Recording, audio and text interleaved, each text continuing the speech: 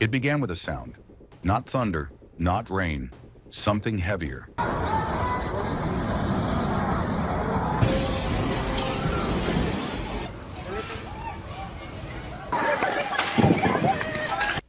At 9:59 p.m. on the night of September 30th, 2025, the island of Cebu, Philippines, was hurled into chaos. A magnitude 6.9 earthquake, shallow and merciless, struck off the coast near Bogo City. In seconds, the earth roared, the sea heaved, and tens of thousands of lives were changed forever.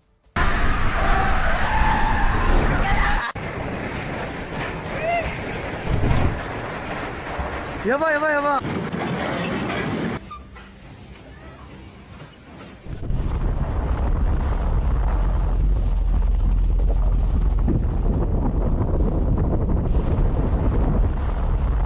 The quake was shallow, just 10 kilometers deep, and that made it far more destructive.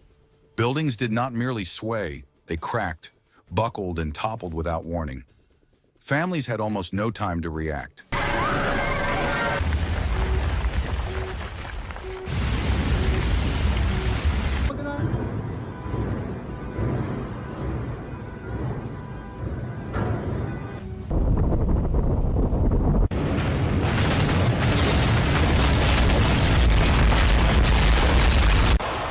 Inside Cebu City, ceilings split wide open.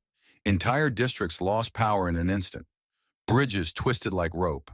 Main roads fractured down the middle, cutting neighborhoods apart.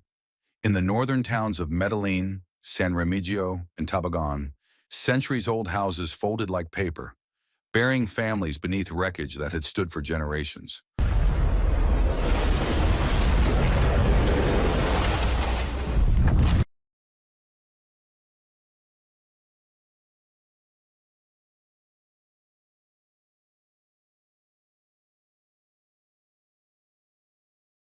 Hospitals were flooded with casualties within minutes. Staff rushed patients into parking lots as fresh aftershocks struck. 4 significant aftershocks followed before dawn, one reaching magnitude 6. Each one sent new waves of panic as survivors clung to the ground, convinced the island itself was being ripped apart.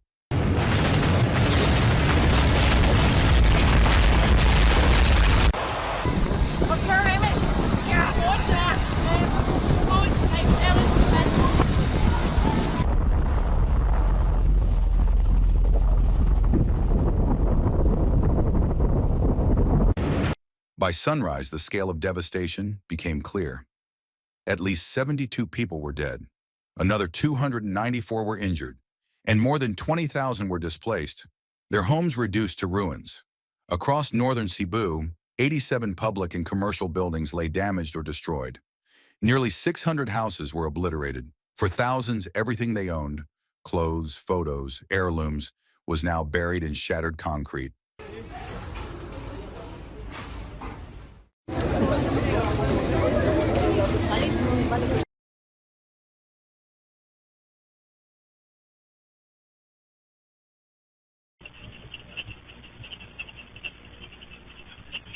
Rescue teams clawed desperately through debris by hand, dragging survivors from collapsed homes and recovering bodies from pancake structures.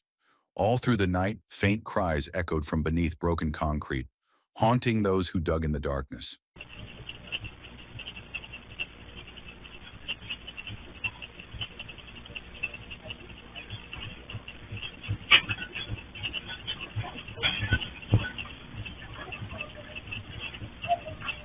One of the greatest cultural tragedies unfolded in Bantayan, where the archdiocesan shrine of Santa Rosa de Lima, a 400-year-old church, lost nearly 80% of its structure. Its fractured bell tower and collapsed walls stood as a symbol of how history itself had been torn apart.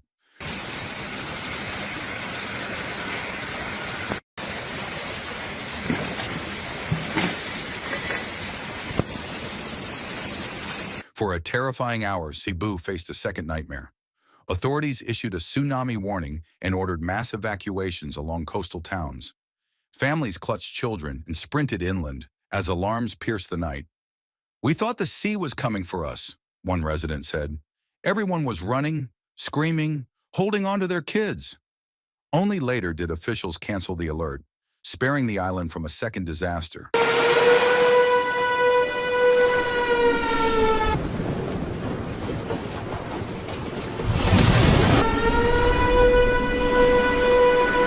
But the fear it unleashed left scars of its own. Witnesses described the earthquake's first jolt as an underground explosion. Walls cracked, roofs caved in, and in some places entire floors collapsed into basements. In San Remigio, rescuers pulled rubble off what had once been a two-story home, finding 3 generations of one family crushed together. Hospitals descended into chaos. Surgeons stitched wounds by flashlight. Nurses illuminated patients with the glow of cell phones. Outside, thousands huddled in open fields, gymnasiums and stadiums, too afraid to return inside, fearing the next tremor would bring buildings down for good.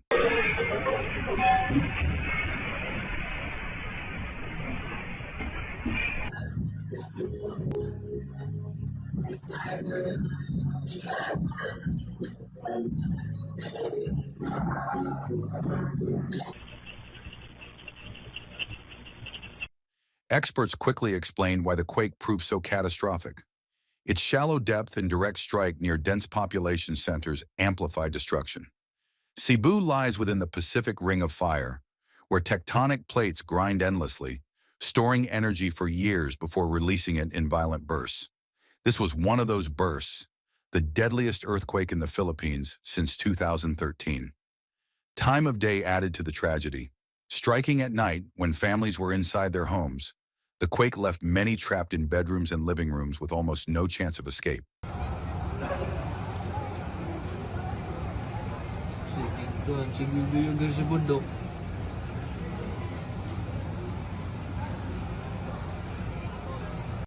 Numbers told one story, survivors told another. Officials estimated that 170,000 people across 42 communities would require long-term aid to rebuild their lives. Schools, hospitals, and churches lay in ruins. Shops and small businesses, lifelines of local economies, were gone in seconds and might take years to return.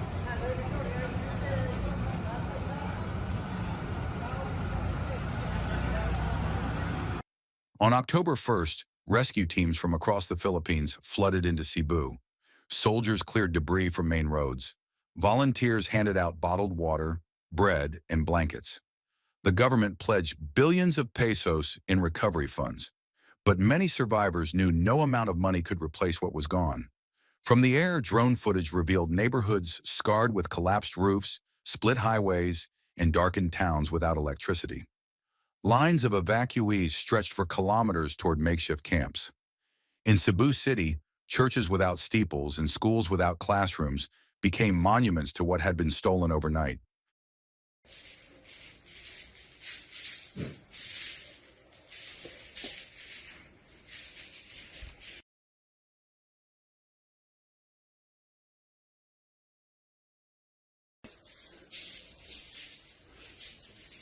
Grabe.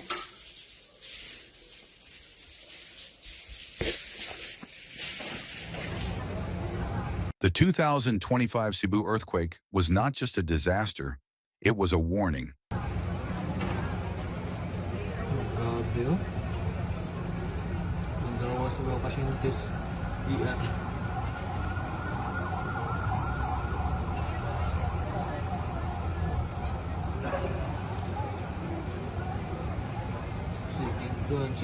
A reminder that the Ring of Fire never rests and that devastation can strike in the dead of night when the world is most vulnerable.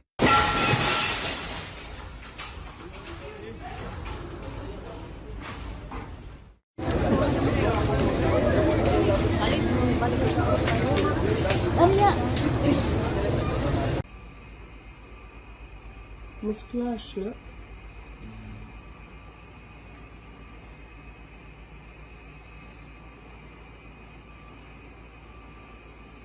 Pila ka minutes di ang Cebu will rebuild. It always has. But for the families who lost everything, for communities scarred by grief, September 30th, 2025, will forever remain the night when the ground itself turned against them.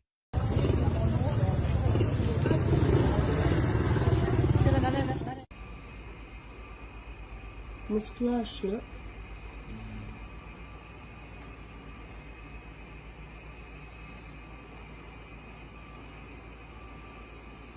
Pila ka minutes di ang limo?